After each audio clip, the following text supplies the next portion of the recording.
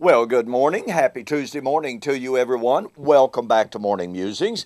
My name is Don K. Preston. I am the president of Preterist Research Institute of Ardmore, Oklahoma. We're looking at 1 Corinthians 15 and how Paul expressed the reality that the resurrection of 1 Corinthians 15 would be in fulfillment of God's Old Covenant promises made to Old Covenant Israel, and specifically the promise made in Isaiah chapter 25.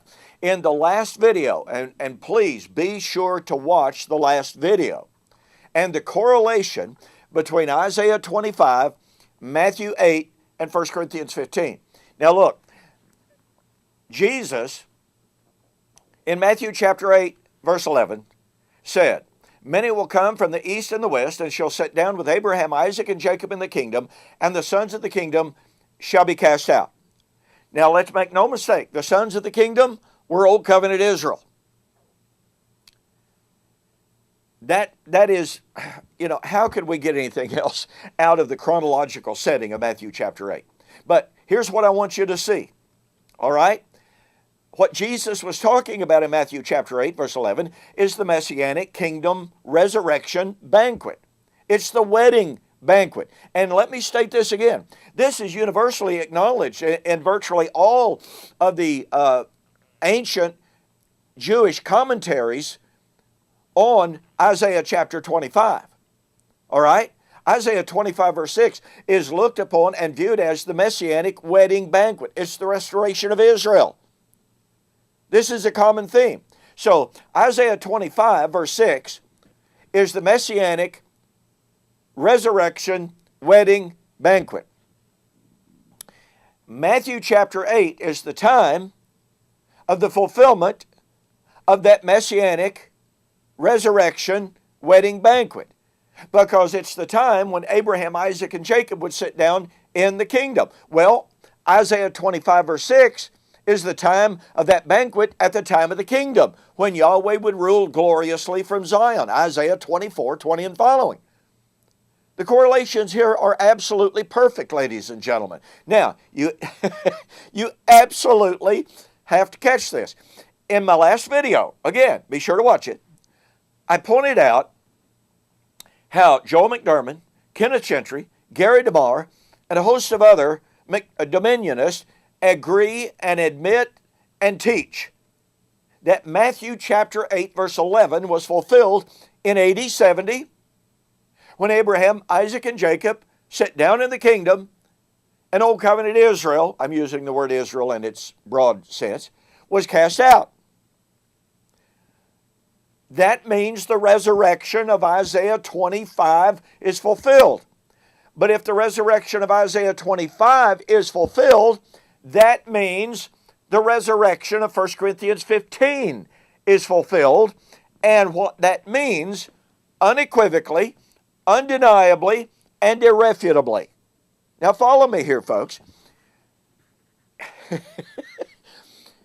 If Isaiah 25, verse 6, the resurrection kingdom banquet, would be fulfilled,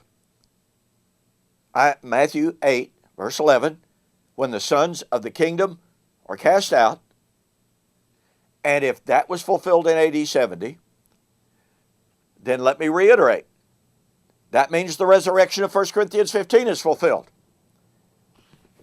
McDermott, Gentry, et al. Admit Matthew 8 was fulfilled in AD 70.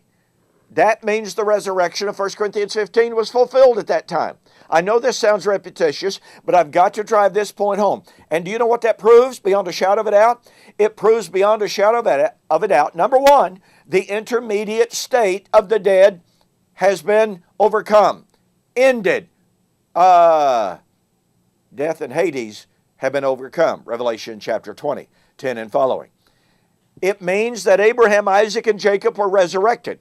But it means that Abraham, Isaac, and Jacob, guess what, folks? Is it not real obvious that Abraham, Isaac, and Jacob were not raised out of dirt?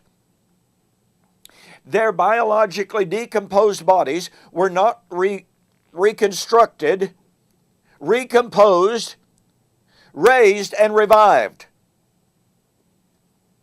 And yet here is Gentry and DeMar and McDermott, all of whom saying, well, yes, Abraham, Isaac, and Jacob sit down at the kingdom in fulfillment of Matthew 8 in AD 70. And look, folks, many amillennialists likewise admit that Matthew chapter 8, verse 11 was fulfilled in AD 70. Let me make this as simple as possible. You cannot admit that Matthew chapter 8, verse 11 was fulfilled in AD 70 and still maintain a futurist view of 1 Corinthians chapter 15. Let me give you the chain again. 1 Corinthians 15, the resurrection of 1 Corinthians 15 would be in fulfillment of Isaiah 25, verses 6 to 8. At the time of the Messianic kingdom resurrection banquet. Isaiah 25, verse 6, the Messianic resurrection kingdom banquet would be fulfilled when Abraham, Isaac, and Jacob sit down in the kingdom.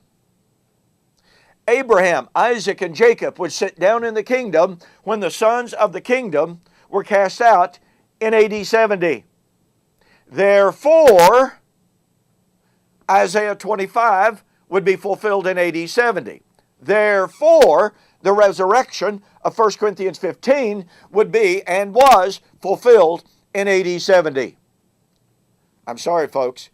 You just cannot admit that Paul said Isaiah would be fulfilled, or the resurrection of 1 Corinthians 15 would be fulfilled, be the fulfillment of Isaiah 25.